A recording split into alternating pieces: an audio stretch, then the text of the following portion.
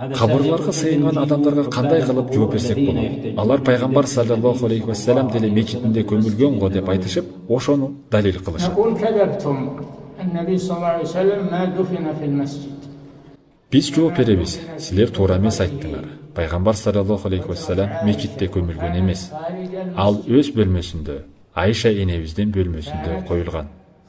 Пайгамбар саллаллаху алейхи вассалам тирүү кезинде ал бөлмө мечиттин сыртында жайгашкан эле.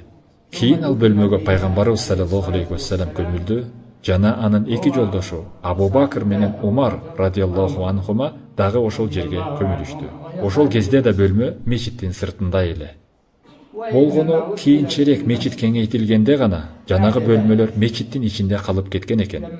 Бул ошол кездеги аалымдар менен кеңешпестен, алардан суроо сурабастан ошол доордун падышасы кылган деп айтылып жүрөт. Падыша Мадина шаарынын эмирине буйрук берип, кийин ал эмир бөлмөлөрдү мечиттин ичине киргизген дешет. Аллах билүүчүрөөк.